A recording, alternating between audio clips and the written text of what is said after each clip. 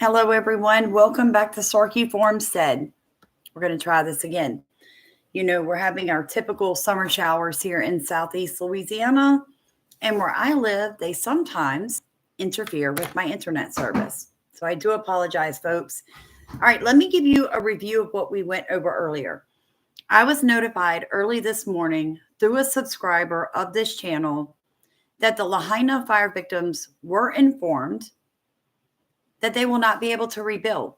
Now, I don't have any official documentation to prove or disprove that statement. What I did was begin investigating, is there even a possibility that this may be true or could be true?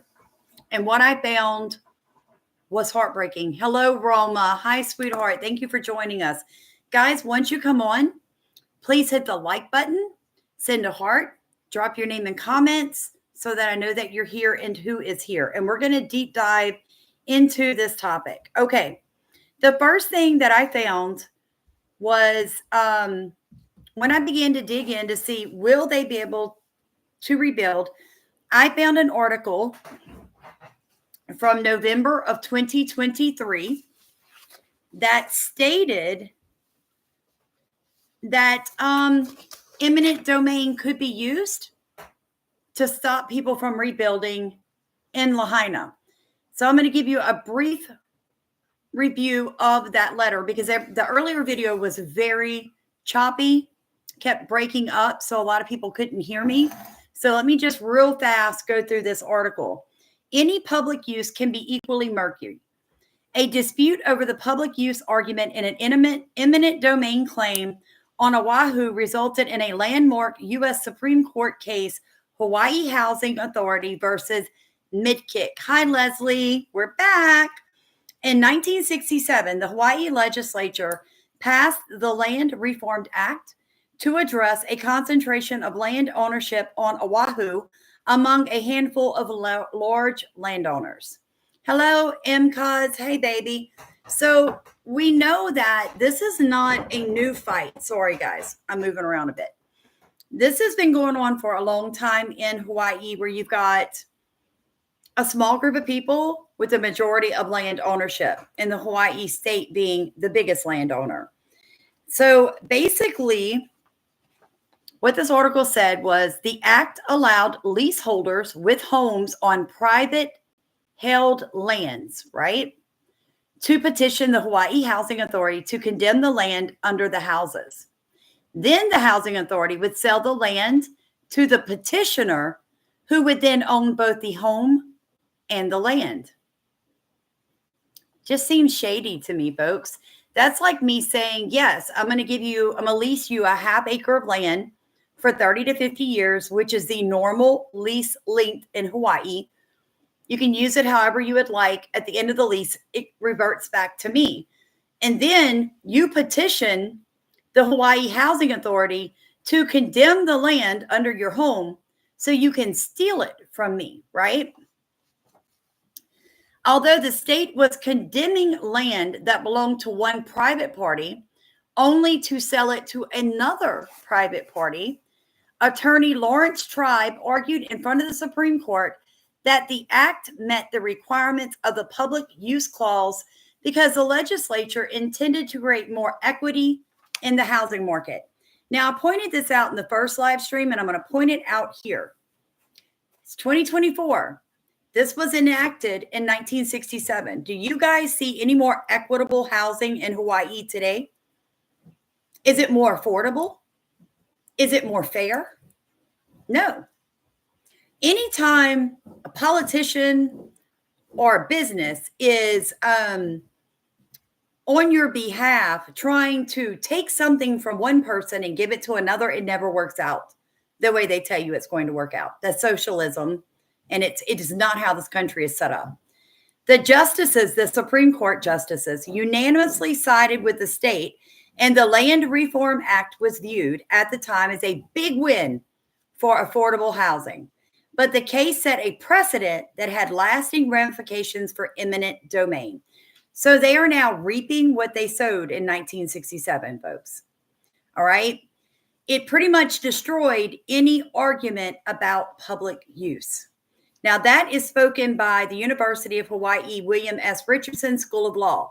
Unless they are making a public use argument that is literally impossible, Callies contends that the governments more or less have free reign in claiming eminent domain.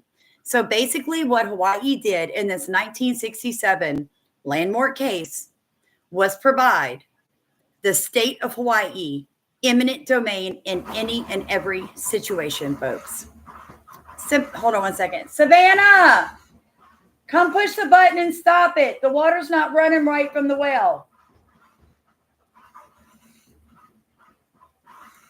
Hold on, folks. The well's acting up.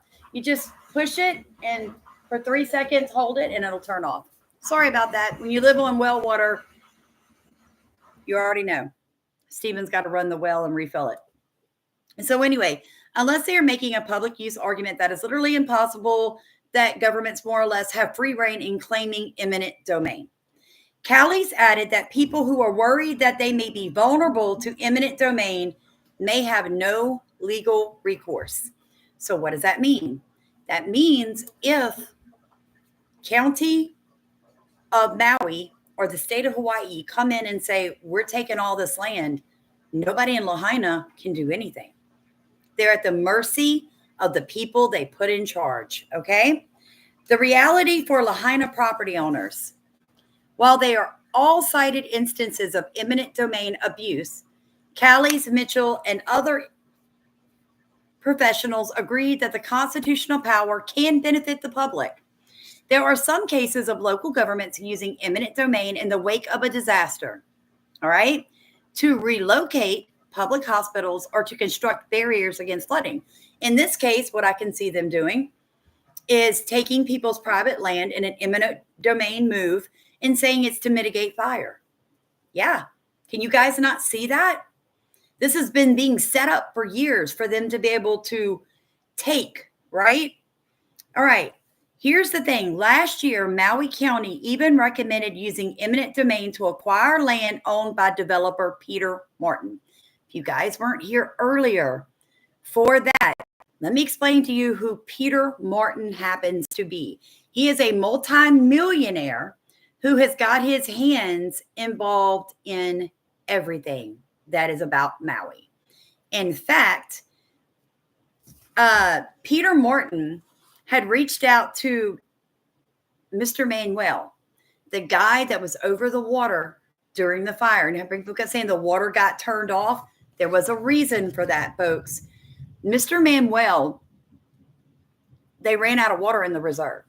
The day before the fire, this gentleman I'm talking about, aloha, MH, Peter Martin had requested his reservoir be refilled. There's a water war going on Maui, folks. There's not enough water for agriculture, development, the indigenous peoples, and to keep the island alive. So you are in a constant battle over who gets so much water and how it's going to be used.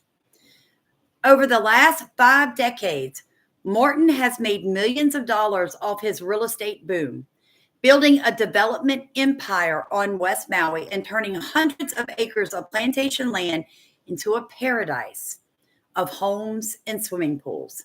He owns or holds interest in nearly 3 dozen companies that touch almost every aspect of the home building process. Hello, Lee Quinn. You mean the golf courses? Yes, I do. Hello, Angela. Companies that buy vacant land,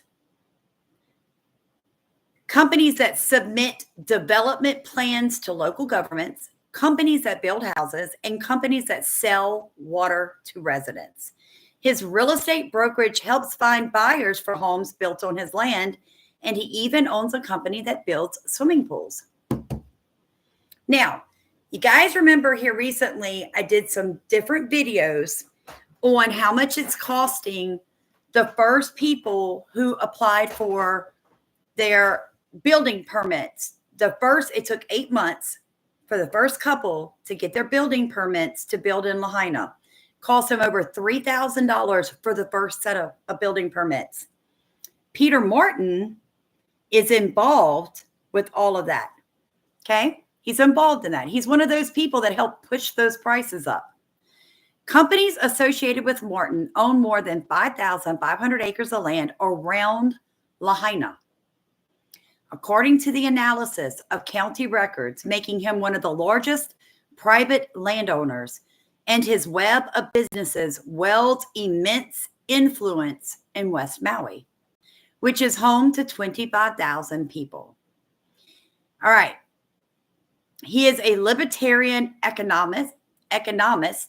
He once served on the Maui County Salary Commission, where he determined pay for elected officials and county department heads, and he has donated $1.3 million to the Grassroots Institute of Hawaii, a libertarian think tank that has fought against Native Hawaiian sovereignty. So this man moved from California as a libertarian and decided that he was going to build an empire on the backs of the indigenous peoples by stealing their water and reselling it, by being part of the companies that can build and can sell land. And now he's making millions, and he's literally fighting against the people that we're going to meet when we go back to Maui in August. See, we've been invited by the king, right? This gentleman does not want there to be a king. So extensive is the reach of his land empire that the command center for the August wildfires is located on land owned by a company in which Peter Martin owns. Now, yesterday, I brought you news that at that same command center on land that Peter Martin owns, the chief, the fire chief, Rogers, was indicted for abusing a 12-year-old child for 2 years. So my thing is this. Could Martin have been involved with this? And that's the best I can say it. Warning signs. I'm banned from Y2 again for posting truth. I feel that, friend. That's why I'm wording things very carefully. Development on Maui, where the median home price is now $1 million. Y'all remember when I told you this landmark case, Hawaiian Housing Authority versus Midkiff, was supposed to create more equity in the housing market. It sure didn't, did it? Nobody can afford a single dwelling home for $1 million, folks. They never seem to be satisfied with their wealth and power. They always want more. I agree, Leslie. I agree, friend. He has a staunch ideological commitment to free market capitalism and Christianity. This man's not a Christian, folks. Okay, I've never met him, but I'm going to tell you right now, Peter Martin does not know the same Jesus that Samantha Starkey does. There's no way. There's no way. The Holy Spirit is sending me on my third mission trip to this island to bring money to these people while he is fighting against them. So we don't know the same Jesus. Amen, Leslie. I don't know what Bible he's reading, or, hey, it's a mad, mad, sad world. Hello, friend. Or who Peter Martin thinks he is. But that sickens me to see it blatantly put there. He's a capitalist and a Christian. Like, no, he's not. No, he's not. He's not a Christian. This man's not saved by Jesus, washed in the blood, Holy Spirit filled, or he wouldn't be behaving the way he is. This is somebody that has religion, but does not have relationship. Coupled with his company's persistent pushback against water regulations intended to protect Native Hawaiian rights, he intentionally pushes against any water regulations that's going to put the Native Americans, the Native indigenous communities of Hawaii first on the list for water. He don't want that. All right. And he disliked Hawaiians and locals before the fire. All right. It was very, very before.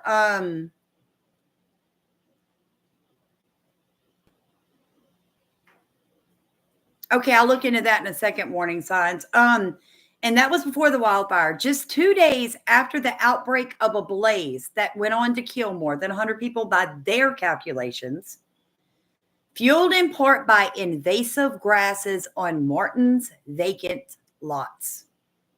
Remember how Hawaiian Electric is now pushing back against Maui County saying, hey, the electrical lines were turned off. The first fire sparked because the wind knocked the power line down and there was all that invasive grass there that caught fire. It's not us. It's you guys not keeping the invasive grasses taken care of on the island. Okay. Well, the land around Lahaina that caught fire with the invasive grass belongs to Peter Martin. Yes, Lee, I agree. So President Trump might help the Hawaiians find their sovereignty. I agree. He's big about giving people that back. The hallmark of true Christianity is their Christ-like love for one another. I totally agree, Leslie. I totally agree. There's got to be fruit. There has to be fruit. Guys, when you pop on, hit the thumbs up button, send up some hearts, and drop in comments who and where you're from. All right, so this gets even better. Martin's vacant land. So, okay, the invasive grasses caught fire on Martin's vacant land. An executive at one of Martin's companies sent a letter to the State Water Commission. Glenn Trimble, who works for West Maui Land Company, wrote that the company's request to fill its reservoirs on the day of the fire had been delayed by the state. The worker who delayed those was Manuel. I think it's like Calo Manuel or Calio Manuel. He also asked the commission to loosen water regulations during the fire recovery. We anxiously awaited the morning, knowing that we would have had more water available to the Maui Fire Department if our request had been immediately approved, he wrote. Trimble's letter implied that a state official key to implementing local water regulations and the first Native Hawaiian to lead the State Water Commission had impeded firefighting efforts. Do you guys remember immediately following the fires, everybody blamed Manuel, the water commission guy, like he was being bombarded. He got death threats. People were running him off the road. He quit his job like day 3. He backed away. He said, I'm done. He was made to look like a monster when he never was, folks. All he did was refuse to fill a private company's reservoir with the island's water that belonged to the indigenous people. And what Peter Martin and his business did was twist that in social media to make the whole world think they could have put the fire out had they had more water, right? He soon walked back the claim, right? Now, Peter Martin and them walked the claim back later saying, oh, no, we didn't really mean that. But his first letter had immediate effect and had already spread across social media, folks. So see, that's how the left plays dirty. They put the allegations out and the news and social media picks it up and runs with it. And we are all speaking it as if it is truth. And then they come back and say, no, we were wrong. We were incorrect. And in doing so, they've already sullied the reputation and nobody goes back later to find the truth. The state attorney general launched an investigation into Manuel. The governor suspended water regulations and the official was temporarily reassigned. So they basically ruined this man's career. Critics saw it as an attempt to capitalize on the grief of the community for profit. It didn't help that within weeks, when the Washington Post asked about the role of the invasive grasses on Martin's land played in the deadly wildfire, Martin said he believed the fire was the result of God's anger over the state's water regulation. You guys understand what I'm saying? This guy, Peter Martin, literally tried to claim that God burned Maui because the state of Hawaii had water regulations that protected the indigenous people's right to water. He was angry about it. Hey, Lori, how are you? Warning signs. No offense, but stay on topic, okay?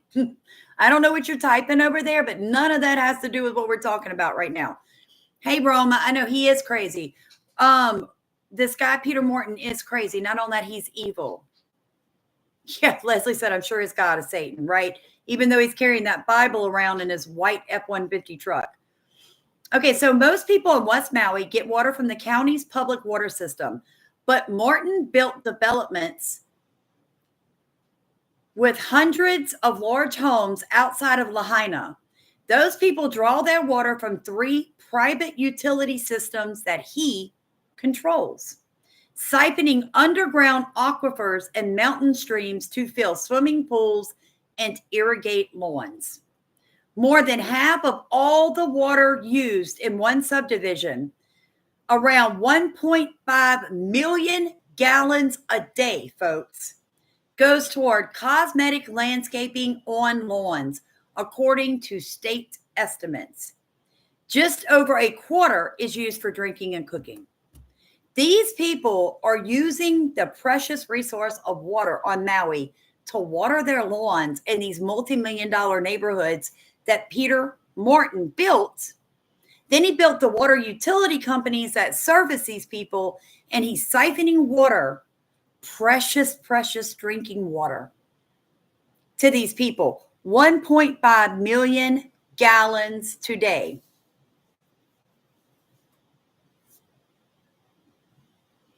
Warning sign says water works on the monopoly board is needed by the bankers. I agree. Lee Quinn says that he's irrigating golf courses. Yeah. Now I'm going to show you guys, I'm going to get deeper into that. But listen to this. The scale of the water usage is stunning. According to state data, the Lanapoki Irrigation Company and Water Company deliver a combined average of 5,750 gallons of water daily to each residential customer in that neighborhood. Folks, that's 20 times as much as the average American home. So these people are using 20 times the amount of water that you and I use daily on Maui. The development has just a few hundred residents, but it uses almost half as much water as the public water system in Lahaina, which serves 18,000 people. So you've got 200 customers here using half as much as 18,000 customers. Do the math, folks. They're literally wasting water. Hold on one second. Hammer, place. No, come here. Come. Down. Down. Good down. Stay. Sorry. It's raining outside and my German Shepherd gets antsy. And so he's pacing around the house rather than staying put like his mommy told him to. So I brought him to lay beside me where I can keep my hand on his forehead. Morton says he didn't set out to make Lanapoki a luxury development, but that its value spiked after Maui County imposed rules that limited large-scale residential development on agricultural land. So not only do the people there, 200 people, use half as much water as 18,000, they're sitting on agricultural land, folks. Morton's development was grandfathered in under restrictions, and demand for large homes drove up prices in the area. He says the criticism of the swimming pools and landscaped driveways is envy. That's it. It's envy, folks. People come over and make their land beautiful by using water.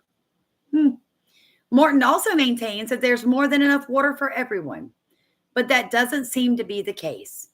Annual precipitation around Lahaina declined by 10% between 1990 and 2009, drying out the streams.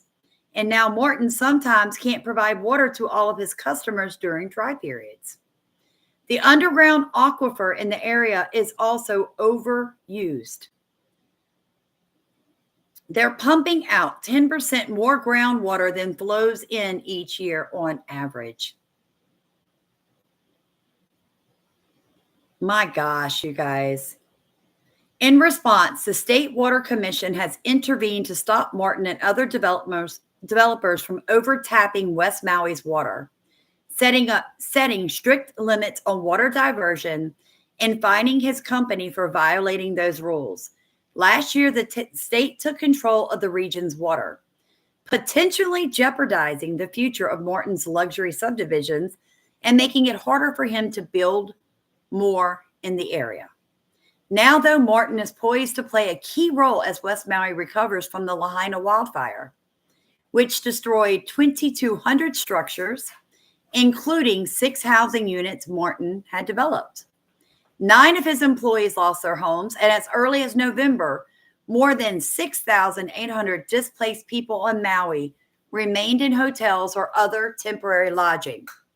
Millions of dollars in federal funds are expected to flow into the state for reconstruction. Martin, with his dozens of development companies and thousands of acres of vacant land, is perfectly positioned to build the new homes. All right, so Leslie said she's curious about private well water. There's really not private well water, from my understanding, Leslie. You can purchase a well, but they regulate and watch how much water you use. It's not like my well here in Louisiana. I can turn my watering system on all day and nobody's saying a word to me. There's no meter on my well. I can use as much water as I want. It's not so in Maui. I still don't understand why, with the technology we have, that there is a need for water. Isn't there an ocean around them? There's plenty of water that can be usable. I totally agree. When we were in Maui in October and we went and sat in and we met the mayor, we shook his hand, all that good stuff. I stood up and spoke, right? My husband went to the water commissioner that was representing the waterworks for the state and the county of Maui at the time, and he said, why do you not have the appropriate firefighting equipment in place to use ocean water to put out fires? My husband said, I worked for the sewage department in Louisiana for 12 years. You could literally you could turn a switch, run salt water in the same exact pipes you're running fresh water to put the fire out, shut the system down, flush it out and clean it, and then run regular water back through the faucets. It would work. And the guy just told him, oh, well, we're looking into it. I mean, you are surrounded by an ocean.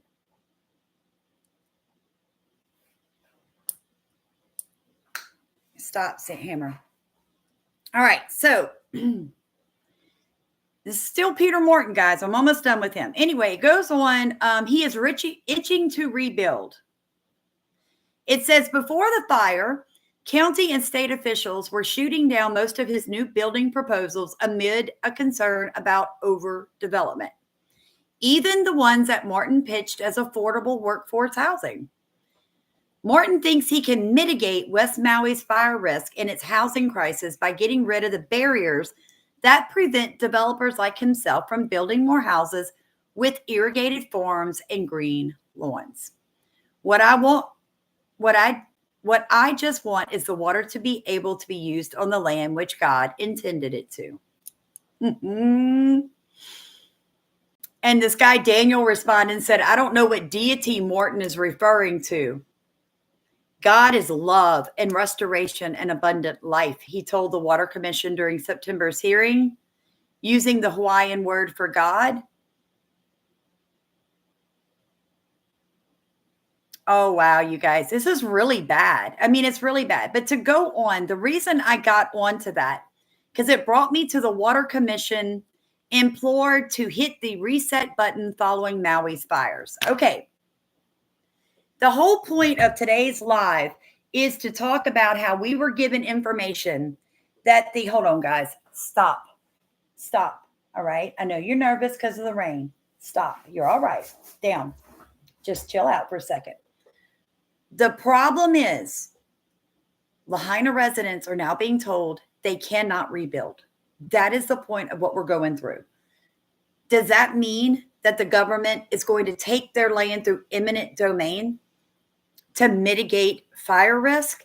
Does that mean that somebody like Paul Morton has now paid off enough of the politicians in power to be able to develop what he sees Maui as becoming? Does this mean the 15-minute city has now been ousted? What does it mean? Yeah, Leslie said, can I send you guys the link? Yeah, it's called grist.org.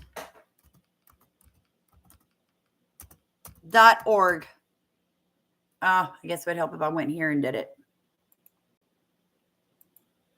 Yeah, you can make regular drinking water out of salt water, but I'm going to tell you now, the cost of that is ridiculous.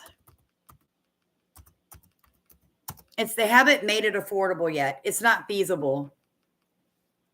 You go to grist.org, and the title of the article I just read from, folks, is "The Libertarian Developer Looming Over West Maui's Water Conflict." Peter Morton. All right. So now you move down to the one that I found. It's on civilbeat.org. And this one is Water Commission implored to hit the reset button. Where have you heard the term reset lately, you guys? What global entity is talking about a reset? Anybody want to drop it in comments? Let's see if you guys are starting to put all this together. Oh, good job, Leslie. The World Economic Forum, the Great Reset.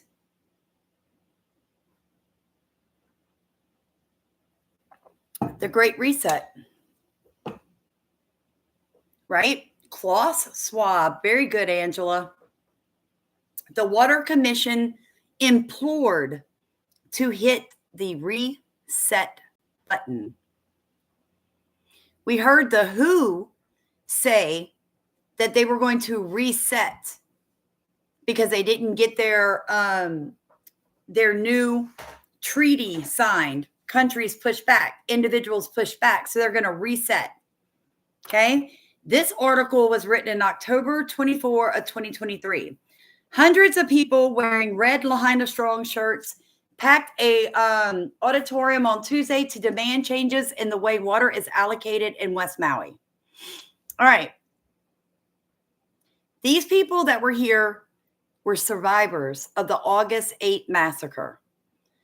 It was the first time the 7-member panel had met on Maui since the fire, and residents came with plenty to say during their 9-hour meeting, folks.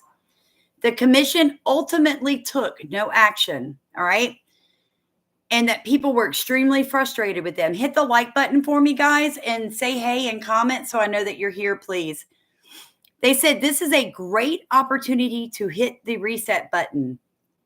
A nonprofit that had lost its cultural center said. Basically, they said the same thing, folks. They said the state has an obligation to protect, control, and regulate the use of Hawaii's water resource for the benefit of the people. Filling private reservoirs, gentlemen's estate swimming pools, and watering golf courses, I don't believe have any of these benefits for the people. Hawaiian Electric Company turned off the electricity during high winds. Yeah, they cut them off that morning. They were off during the August 8th fires after the original one. All right, guys. So basically, people were here, one, defending Manuel, who had turned the water off, right? And Manuel gave some updates about the status of fire-damaged wells in Lahaina, but he didn't speak about what he had been through.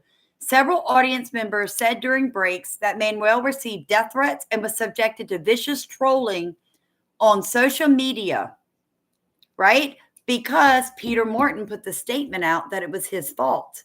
There was no water. That was all lies put out on social media. When we all keep saying, oh, there was no water, they cut the water off. They really didn't, folks. They ran out of water. It's very different than cutting water off, okay? Now, my point to you guys is this.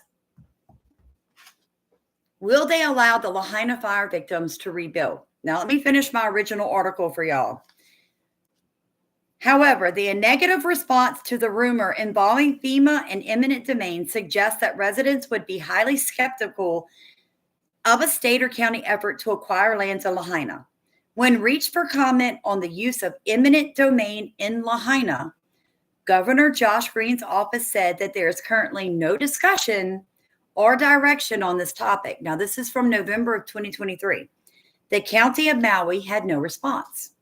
Attorney Lance Collins said that many people will likely lose their land in Lahaina, regardless of whether the government gets involved. He's talking about with eminent domain, folks. I totally agree. It's mad, mad, sad world. I'm not arguing with you. The cost of keeping up wars for other countries is also ridiculous. I totally agree. MH says they gave us notice. That's what they're going to do starting this July if we have high winds. It was on the news. Oh, so you're saying Hawaiian Electric has now come out and said, hey, we're done playing games with Maui County. If the winds get high enough, expect your electricity to go out ahead of time. I totally agree with that. I don't blame them. Get a generator. It's what we have to do in Louisiana. You know, winds are bad, guys. Before you get to the point where you have government seizing land, people basically have to give up their land because they just can't afford to rebuild. They can't afford to rebuild. The permits are ridiculous. I went to the site. Not only are the permits running between $3,000 and $8,000 to get to rebuild, you have to choose a home that they have pre-designed, folks. All right. So it's not maybe not even a home that you like. And then it goes on to say, okay, so the Hawaii Land Trust, which is a nonprofit that started after the fire, I also checked them out because I'm like, hold on, who are these people? I told you Maui has more nonprofits than I've ever seen in my entire life. Do you remember the video I did for you guys? $162 million raised through the Maui Maine fundraiser. Then that nonprofit began to give out money to all these other nonprofits, never to the fire victims. They raised $162 million because people like you and I gave money to go to the fire victims. We never agreed to give money to new nonprofits to support their directors, their phones, their cars. You see what I'm saying? So right now, you and I gave money, $162 million of it, to people at a nonprofit that then passed out money. So all these new nonprofits started up, folks. So Hawaii Land Trust is a new nonprofit. Said they had received almost nonstop calls since the fire about the possibility of community ownership in Lahaina's recovery. That's the most socialist nonsense I've ever heard. Understand what I just said to you guys. Community ownership. In other words, nobody's going to have private land anymore. We're all going to own it together. That can't go wrong, can it? No way could that go wrong. Right. So, Hawaii Land Trust is just one of the organizations involved in these conversations. And they have not yet decided what their involvement will be. So I reached out to them to call me. Oh, Leslie got it. You will own nothing and like it. You guys can't see the World Economic Forum's and the United Nations hands all over this. You've got to be blind, people. You have to, this is the biggest land grab in history. And they're pulling the stops out, folks. They're pulling them out. They're not even hiding. The terminology is repetitive. Reset the water, right? You've got libertarians and socialists with their hands all in it. Oh, good grief. Who would want to own something with someone else? I agree, Roma. I don't want the community owning my property with me. I have 2 acres. Maybe it's not a lot to some people, but it's the whole world to me. My neighbors and I, we treat our land differently. They all spray weed killer and insecticides. They use ant poison. I don't do any of that. My land is so organic that you're going to be bitten by something or stung by something because I won't kill it with poison. Imagine if I had to share land with them. Could you imagine the arguments that would go on? Like, why are you using Roundup? Why don't you just pick up a weed eater and weed eat? Quit being lazy. Like, that would be the arguments that ensued if I had to share my property with someone else. There's no trash anywhere on my property. Not a cigarette butt, not a straw, not a napkin, not a beer can, not any glass broken on the ground. Like, you can walk barefoot in my yard. You know what I'm saying? Like, I'm almost a hippie when it comes to how natural my property is. I would have trouble with co-ownership with other people because the first time that your kid left a toy in the middle of my yard, I'd be a Karen. I'd be like, yo, Sally, get over here and pick up your kids' toys. You know what I'm saying? Oh, right. She said, oh, the rich will. They're special. I agree. So the rich are going to keep their land. But everybody else in Lahaina is going to do community ownership of land. Hammer, lay down and stop. Come here. I know. Lay down. Lay down or I'm going to put you outside in the rain, which you hate. Good boy. Now stay. Now, while community ownership isn't a silver bullet, Campbell thinks it's a promising avenue that aligns with resident values. Okay. Just the thought of the disaster resulting in the continued dispossession of families that have been there for generations, that's a really negative thing for the community. I think these types of solutions, however complicated they may be, are a little beacon of hope. Above all, we want to see a strategy that keeps family and friends together in Lahaina. I would love for generational families to be able to go home. I just want to go back to a thriving community. That's the article I found when I started digging in to see, would the Lahaina, had they actually said that in the news, that the Lahaina fire victims will be unallowed to rebuild? Because I had a Maui resident reach out to me this morning and say, Sam, they just started informing Lahaina residents they cannot rebuild.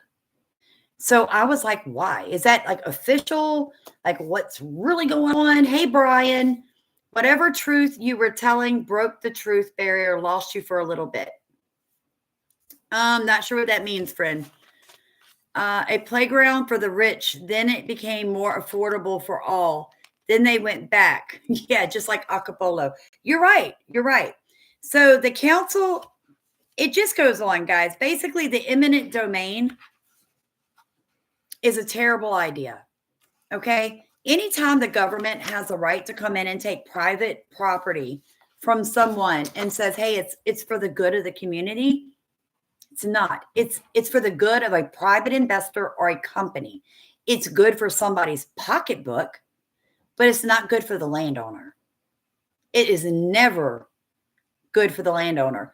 But this is a problem in America right now. We are a constitutional republic. We own the government. The government works for me.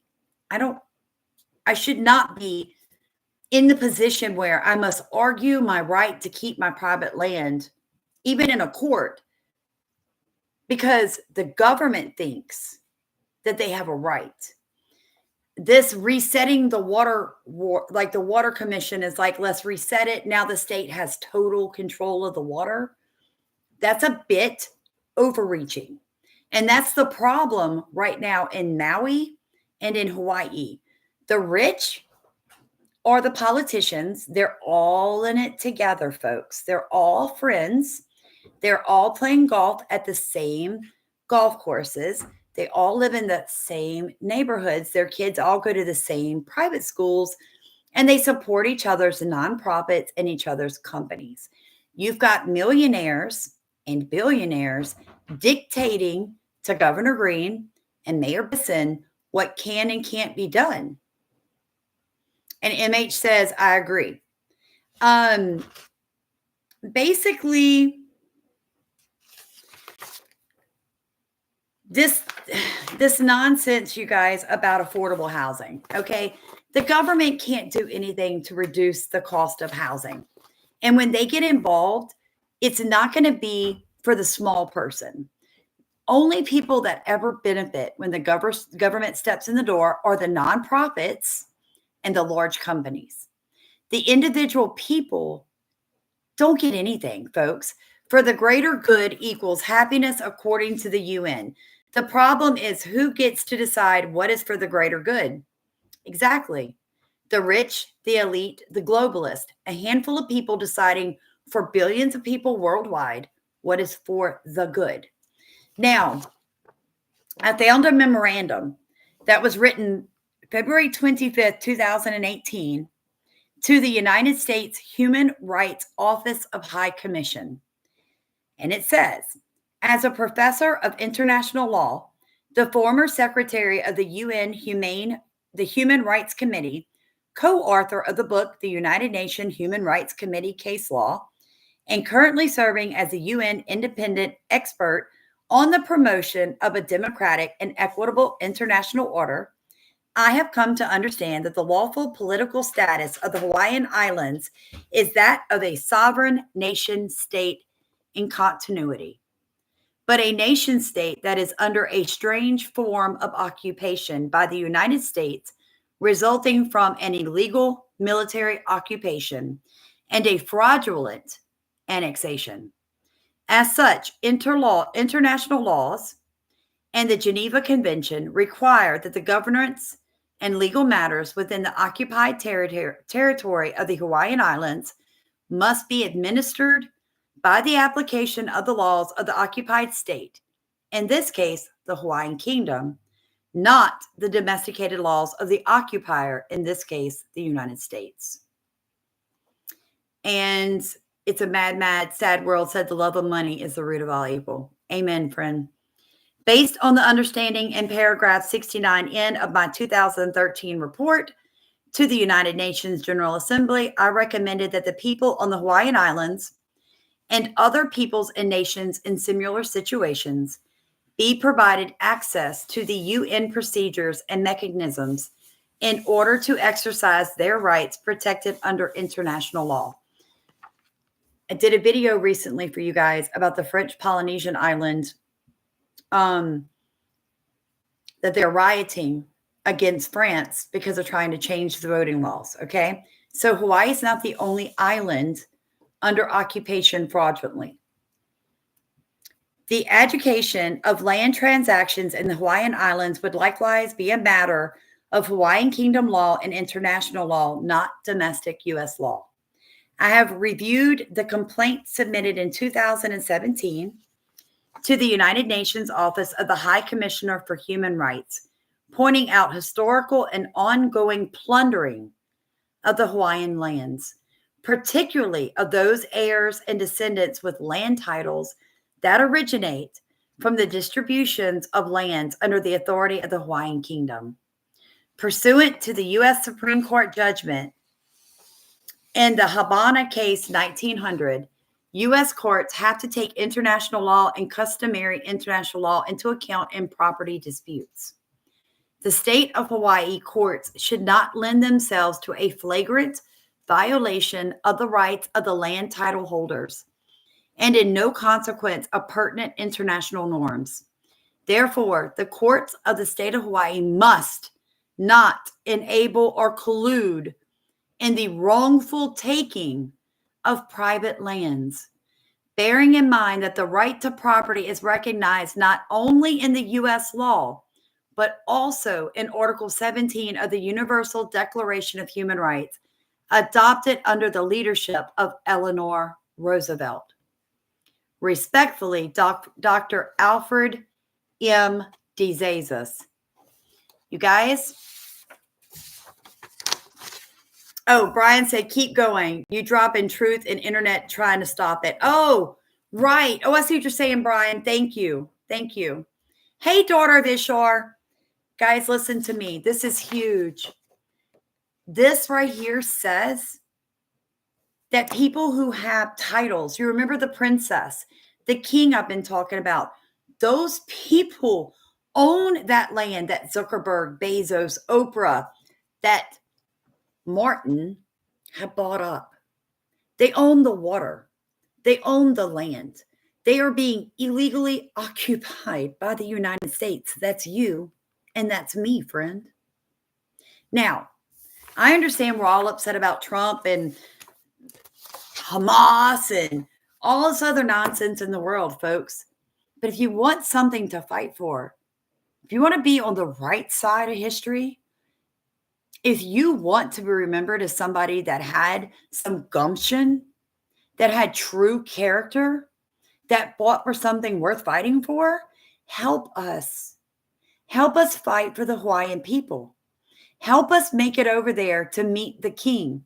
He's so excited. We're going to be sitting down August 2nd and August 3rd, and you guys, you will be able to listen to him. He will show you deeds of property that he owns. He owns the palace in Honolulu, but the state has control of it. Etta B said, hey, Kelly, I am compelled to read some Hawaiian law books. Look, girl, I totally agree. The more I learn, the more ashamed I am that we just continue to let it happen. So right now, there are international attorneys working with the king that I will be meeting with. Okay. He's going to share all that with us. He's going to share history. I am still trying to reach out to the princess that I have had on my show before about meeting with her to see her land deeds, proving that Oprah literally lives on her land. Okay. The next thing that we're going to be doing, I reached out to Paul, the gentleman that was on Eric West video that did the report. I'll tell you guys right now where you can find Paul. Paul is with Reclaim Democracy Project in Hawaii. Reclaim Democracy Project. I reached out. They're the Maui Community Investigation people who said, this is not a normal fire. All right. And Leslie says newsletters go out tomorrow. She has included pictures of the geoengineering generated winds for the fires. Very good, Leslie. Thank you. If you are not someone that gets our newsletter bi-monthly, you can drop the $30. It's $30 every 6 months for 12 issues. They're amazing. They are amazing. And you can get that by sending $30 to one of our fundraising, and I'll have all that listed in comments at the end of this video. Folks, we need your help to raise money for the people. I'm not going to lie to you. We can't do this without you. We want to hand out money to all of the victims, the fire victims. All that money raised is going back to nonprofits. Oh, Etta B, thank you. She said, please hit like and subscribe. Also hit the thumbs up if you're here. Make sure you drop a comment that lets YouTube send the algorithm that pushes this video further. All the stuff we found out today leads me to believe that the comment that I got early this morning that says, Sam, the Lahaina fire victims have been told they cannot rebuild. I believe it. I hate to say that. I'm one of those really positive people. If there's a problem, there's a solution. If there's up, there's down, there's down, there's up. But I think in the situation, I think I might be true. Oh, thank you, Brian. We should be able to reapply for monetization in June. And I'm praying about that the Lord will open that back up, because every penny that we get paid for June and July, I will use to pass out to fire victims. I will. Folks, listen, even if you can just send $1, we're hitting almost 50,000 subscribers on this channel. And if every single person sends $1, either through Cash App or Venmo or PayPal, or goes to our Give, Send, Go and sends money, which I'm going to tell you guys the truth. I prefer it going through Give, Send, Go. But I also understand, hey, Eric from Arizona. I love Arizona. It gets hot, but you don't sweat, dude. It's so cool. I love that. And you guys have great cancer treatment places there. I went with my friend. If you will go to our Give, Send, Go and send money, that actually helps me to stay accountable to all of you because you can see how much money we're raising. You can feel free to mail it. I'm still going to tell you guys about it. But it makes me feel better if all of you can see it with your own eyes how much money is being raised. And then when I come back with receipts, everybody's like, okay, she's up and up. This is good.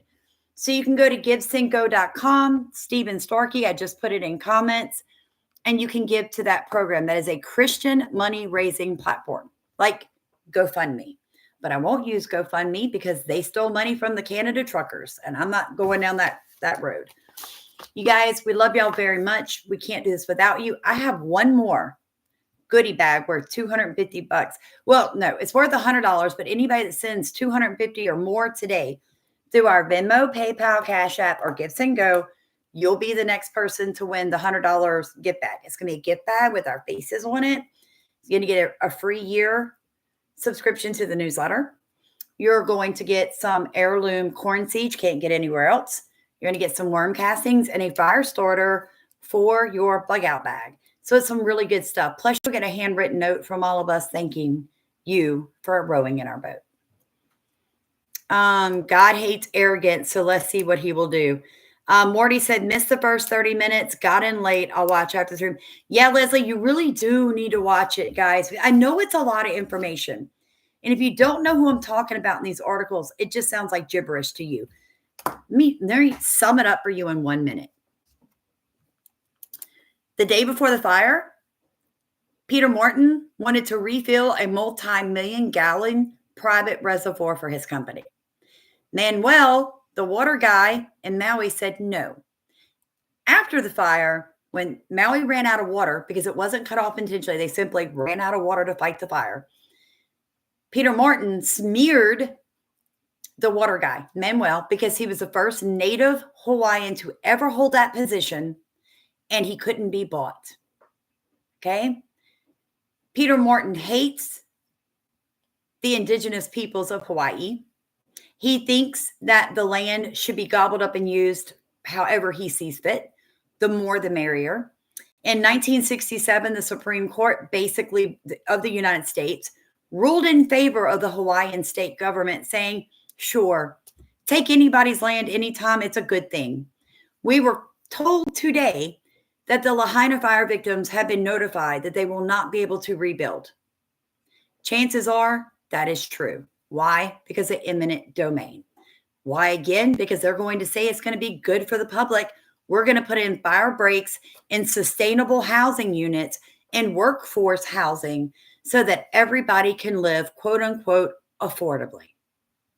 Welcome to Lahaina, the first 15-minute city in the United States. And Jesus wept, folks. And Jesus wept. That's it in a nutshell.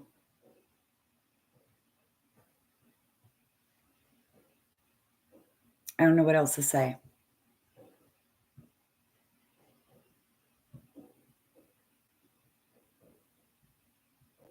Where can you PM me? You can email me, folks. You're very welcome, Leslie. I feel like crying. That's why I just got quiet. I feel like crying because they did everything in their power to pass laws prior to the fire, giving green tremendous power, but not quite enough. So what they're going to do now is fall back on a 1967 eminent domain ruling to basically take the land. And in the first live that I did today, folks, I told you guys that, hold on, my brain's running really quick right now. I'm trying to remember what I was trying to say. I was multitasking in my head. That, the moratoriums, Collins, who is an attorney, is advocating for the governor to pass a foreclosure moratorium that would pause mortgage payments for the next 3 years. This was an article that was written in November of 2023. A federal foreclosure moratorium is in place until May 1st of 2024 for certain federally backed loans. But Collins fears it is not enough. It was not, because most people didn't have federal loans. They had local loans through credit unions and the Hawaiian banks. And their mortgage payments never stopped through everything they've been through. And it's been 8 months, and finally one couple has gotten building permits that cost over $3,000 to begin rebuilding. They're not going to let these people build. They already said the building permit part of the government has already said it could be up to 20 years before people are able to rebuild. Nobody can wait 20 years. Nobody can do that. They're going to be kicked out of their temporary housing and hotels as of June. I think it's June 10th of 2024. Guys, all I can say is, right, that's like the FHA loans, the Franny and Freddie Mac. Yeah. And Laura said, okay, I totally agree with you. I am the same way. And I have to make dinner. Will Mr. Morton be building? Sounds like it. Sounds like he's going to be the one that's going to sustainably rebuild Lahaina into a 15-minute city. So when you guys hear his name, just remember, I broke that news. I broke that news. I don't think they're going to let any individual rebuild. I think they're going to take all the land in an eminent domain and they're going to give back a small portion of it. They're going to call it community ownership. And it's going to be workhouse housing, basically like slave quarters. We're going back to the plantation times. I mean, look at that video I did, folks. When I was in Arkansas, the entire town bought by a billionaire, and he built like slums for the poor in his community while the rich lived it up in, $700 a night hotel rooms when they visited. It's going to happen. That's what we're going back to.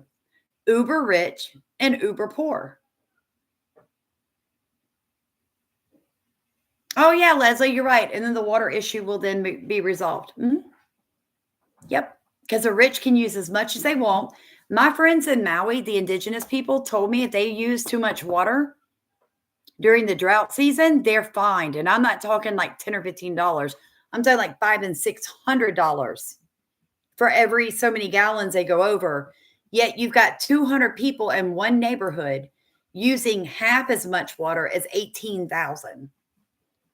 Plus you got all the, all the people going to Maui to vacay. Getting in the pool, getting out, showering. Stephen and I were shocked.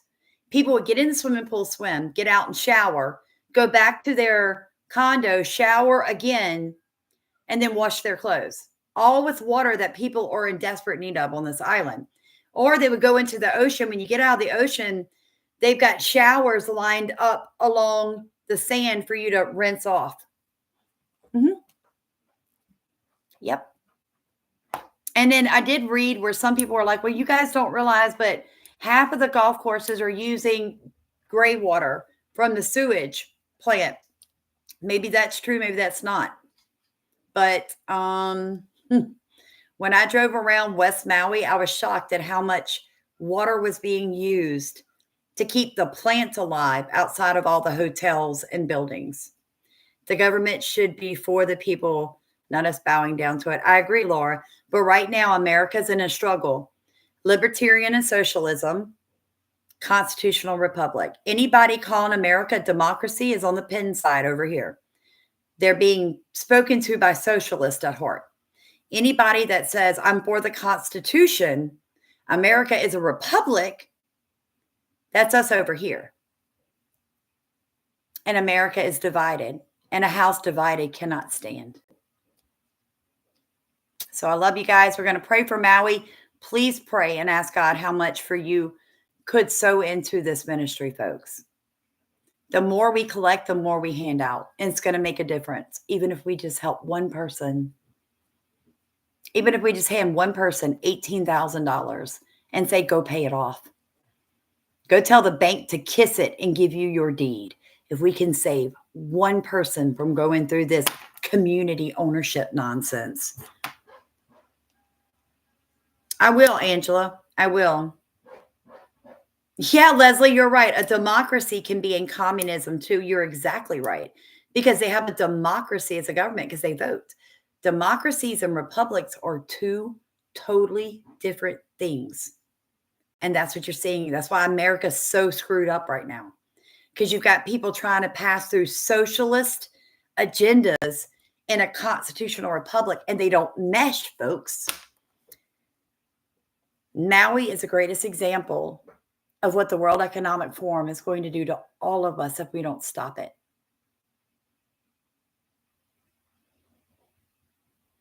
It hurts my heart too, Cindy. Hey, Sister Golden Hair, the world has lost its mind. No, the globalists have lost their mind. The rest of us are very sound of mind. And we are not asleep anymore. We are not asleep. So let's end in prayer. You guys, please pray about how much you can donate to this trip so we can pass out money. Plane tickets are already gotten. We do need a place to stay. If anybody could donate either a timeshare or help agree to pay like part of the room and board from the 3rd to the 11th, we would appreciate it. Because the more money I don't have to spend on stuff like that is more money I have to give to the people out of my own money. So I have set aside $4,000, and I don't have credit cards for this trip.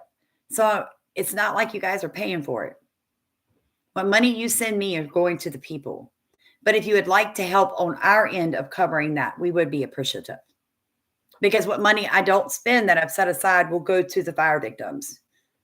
Hey, Kim, how are you, sweetheart?